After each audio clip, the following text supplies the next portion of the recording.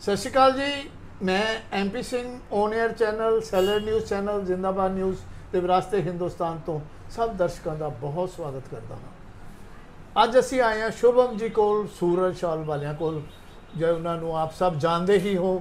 ਸੋ ਮੈਂ ਨਹੀਂ ਸਮਝਦਾ ਕਿ ਮੈਂ ਇਹਨਾਂ ਦੀ ਕੋਈ ਤੁਹਾਨੂੰ ਬਹੁਤੀ ਇੰਟਰੋਡਕਸ਼ਨ ਦੇਵਾਂ। तो शुभम जी नाल ਤੁਹਾਡੀ ਗੱਲਬਾत कराने हैं, मुलाकात कराने हैं। नमस्कार सर। नमस्कार जी, क्या हाल है जी? सर बहुत बढ़िया। आप हिंदी में बात करना चाहेंगे? सर मैं हिंदी में बात करूंगा। हिंदी में बात करेंगे। हाँ जी। तो सर आप सबसे पहले आपका बहुत स्वागत है हमारे धन्यवाद चैनल जी, में। धन्यवाद जी, तो थैंक यू। सर मैं आपसे एक बात जानना चाहता हूँ कि आज मार्केट में थोड़ा सा हाहाकार मचा हुआ है। अच्छा जी। लोग परेशान हैं। आज की डेट में देखो J&K के कस्टमर, उत्तराखंड के कस्टमर, सिलचर के कस्टमर बहुत आते हैं। Okay okay. तो आज कस्टमर मार्केट से गायब है। Okay okay. तो वो जो कस्टमर गायब हैं तो उसका क्या कारण है? एक तो सर उसका कारण ये कि ओवर प्रोडक्शन भी एक रीज़न कह सकते हैं, और सेकेंडली ये है कि क्या कहते हैं, एक तो यहाँ पे फाइट जो लग गई है इंडिया और पाकिस्तान का, तो इससे भी बहुत बड़ा इफेक्ट पड़ा हुआ है, पड़ा है, काफ़ी बड़ा पड़ा हुआ है जी। इसके चक्कर में टूरिस्ट नहीं वहाँ पे जा पा रहे हैं। बिल्कुल, टूरिस्ट जाएगा, परचेज करेगा तो ही काम चलता है। फिलहाल तो अभी तो साल 2 साल तो मैं नहीं कह सकता टूरिस्ट जाएगा, बट मुश्किल ही दिख रहा है फिलहाल। जी जी जी। अच्छा एक चीज़ बताएं, देखो हमारे बच्चे आज फॉरेन कंट्री जा रहे हैं। ओके जी। हर घर से बच्चे फॉरेन कंट्री हाँ जी, जाते हाँ जी। हैं। जब बच्चा फॉरेन कंट्री जाता है, एक तो वो खुद चला गया, दूसरा अपने साथ 50 लाख 1 करोड़ रुपये लेके जाता है। हाँ जी, हाँ जी। तो उसका इम्पैक्ट भी बिजनेस पे पड़ता है। ओके। मैन पावर कम हो गई जी, बिल्कुल पड़ता है। जो काम वहाँ करना है वो काम यहाँ पे करें, उसमें डेवलपमेंट करें। जो काम चल रहा है अपने काम में भले थोड़ा करें, बट अपने पेरेंट्स के साथ तो है। सबसे बड़ी बात क्या है कि प्लस पॉइंट क्या है, जिन्होंने हमको पैदा किया उनके साथ नहीं है, फिर कल को उनकी एज हो जाती है, वो कुछ कर नहीं सकते हैं। बिल्कुल, तो उसमें दिक्कत होती है। बच्चों को सोचना चाहिए। मैन पावर मैं कहता हूँ आप 20 वहाँ कमा रहे हो, 15 रहने के बाद अपने ब्लड रिलेशन के साथ तो आप हो। बिल्कुल एग्जैक्टली सर। देखो पता क्या है कि मैं ना पीछे गांव में गया। ओके। तो कौन सा हमारे एक सरपंच की इंटरव्यू थी जलंधर के पास बहुत। ओके। तो वहाँ सरपंच की इंटरव्यू करने गए थे। Okay okay. उस इंटरव्यू में हमें एकदम से खबर आई कि फलां की डेथ हो गई है। Okay okay. सरपंच साहब कहने लगे जी मैं इंटरव्यू नहीं कर पाऊंगा, मुझे उधर जाना पड़ेगा। हम भी साथ चले गए। ओके जी। हमने देखा कि वहाँ पे एक मतलब जेंट्स आदमी की डेथ होगी। तो हमने पूछा जी आपके घर में कौन कौन है? मैंने इंटरव्यू भी डाला चैनल पे। तो वो कहते हैं जी हमारे घर में तो कोई नहीं है, हमारे बच्चे तो बाहर हैं। ओके। तो मैं कहा इनका संस्कार कैसे होगा? Okay okay. कहते गांव वाले करेंगे। Okay okay. मैं कहा जी आप अपने बच्चों का नंबर दो। उसकी बेटिया ऑस्ट्रेलिया थी, बेटा कनाडा था। ओके। मैंने पहले बेटे को फ़ोन किया। मैं कहा भी ऐसे आपके पापा की डेथ हो गई है। जी जी। तो हम बॉडी मॉर्चरी में रखने लगे हैं। जी जी। तो आप कब वापस आओगे? जी जी। कहता जी मैं पैसे भेज सकता हूँ, मैं आ नहीं सकता, मैं मजबूर हूँ। आप गांव वाले मिलके इनका संस्कार करा दो और जो किराया कर बहुत गलत बात है, तो मैं पैसे दे दूंगा। फिर उसकी बेटी को टेलीफोन किया और बेटी का भी सेम जवाब कि मैं नहीं आ सकती। गलत बात है। ऐसा बाहर आज आप ऐसा कर रहे हो, कल को पैसा कमाने से क्या फायदा? ओके बिल्कुल। जो माँ बाप हमारे, जो हमारे संस्कार जिन्होंने दिए हैं, जिन्होंने जन्म दिया है, वो भूल रहे हैं। जी जी। सो वो जब बाहर जाते हैं पैसा भी लेके जाते हैं और मैन पावर भी बिजनेस में कम हो जाती है। जी बिल्कुल। इसका बिजनेस के ऊपर बहुत बड़ा इम्पैक्ट, काफी बड़ा फर्क है। काफी इसमें आप क्या कहना चाहेंगे? देखो घर से पैसा भी निकल गया, व्यापार से ही निकलना है ना पैसा। एक बच्चा भी गया, एक बाजू गई। ओके जी। ओके। तो इसके बारे में क्या कहना चाहिए? इसके बारे में यही कहना चाहता हूँ कि जो बंदे बाहर जाते हैं वो यहीं पे काम करें, अपने मन से काम करें। वहाँ जैसे 20 मिलता है, यहाँ 15 मिलके आप सर्वाइव करिए। ऐसे हालात में पेरेंट्स को ना छोड़ के जाओ, कल के आपके साथ भी यही हो सकता है। आपके भी वो बाहर जाके काम क्या करते हैं? बच्चे भी बर्तन साफ करते जी हैं और कुछ नहीं करते। यही मैंने भी सुना है, यही मैंने भी सुना हुआ है। मेरे भी नोन में काफी लोग हैं जो करना यहाँ पे कर लो। मैं कहता हूँ उसमें शर्म क्या बात है? एग्जैक्टली, उसमें शर्म की क्या बात है? बिल्कुल। मैं तो यही सोचता हूँ। देखो मैं आप सब लोगों को ये बताना चाहता हूँ, दर्शकों को, कि आज की डेट में अगर सरकार हमारे बच्चों को यहाँ स्कोप दे तो हमारे बच्चे बाहर जाएं क्यों? और हमारे बच्चे बाहर नहीं जाएंगे, पैसा बाहर नहीं जाएगा। पैसे की वजह से ही मार्केट का आज तंगी आई है, व्यापार में हाहाकार मचा हुआ है। आप पब्लिक को क्या मैसेज देना चाहेंगे और सरकार को क्या मैसेज देना चाहेंगे? फर्स्ट तो पब्लिक को ये मैसेज देना है मेरे को, जो काम आप फॉरेन में जाके करते हो काम यहाँ भी कर सकते हो। ऐसा नहीं कि यहाँ पे बहुत दिक्कत हो या हो कि बाहर से बंदे तो आ ही रहे हैं यहाँ पे काम करने। आप उसी जगह काम करो, आप पेरेंट्स के हाथ बढ़ाओ। और सरकार को ये देना चाहता हूँ कि ज़्यादा से ज़्यादा डेवलपमेंट करें, इंडस्ट्री लगाए, अच्छी इंडस्ट्रीज लगाए कि जिसमें लेबर्स को या पीपल्स को कोई दिक्कत ना हो, प्रॉब्लम ना हो।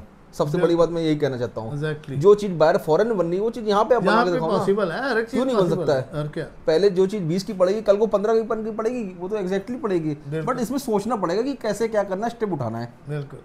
तो सरकार को भी चाहिए कि बच्चों को थोड़ा हौसला अफजाई करें ताकि वह हमारा काम डेवलप हो सके।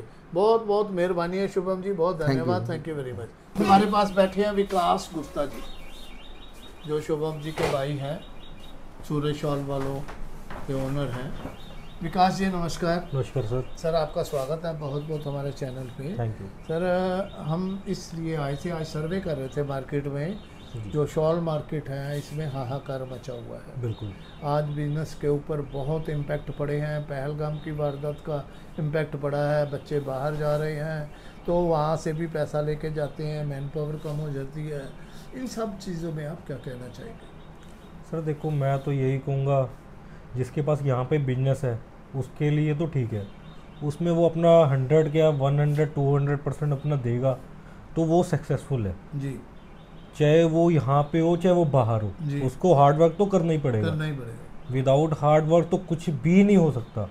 सर बट ऐसे है, माफ़ करना आपकी बात काट रहा हूँ, यहाँ लोग हमारे में क्या रिवाज है इंडियन पीपल्स में कि यहाँ पे जो काम करने में उनको शर्म आती है, बाहर जाके वो काम करते हैं, झाड़ू फेंकते हैं, बर्तन साफ करते हैं, सारे काम करते हैं, सब काम करते हैं, और यहाँ पे वो काम कर नहीं सकते। वहाँ पे यहाँ पे तो क्योंकि शर्म आती है ना, बस जब शर्म आएगी तो वो कर ही नहीं सकता। आज जब बच्चा बाहर जाता है पैसा 50 लाख 1 करोड़ रुपया साथ ले जाता है, बिल्कुल, और एक मैन पावर भी कम होती है, बिल्कुल। तो यहाँ पे माँ बाप अकेले क्या एक नहीं होती सर, मैं आपकी बात और काट रहा हूँ, क्योंकि 1 और 1 11 होती है, 11 होती है एग्जैक्टली।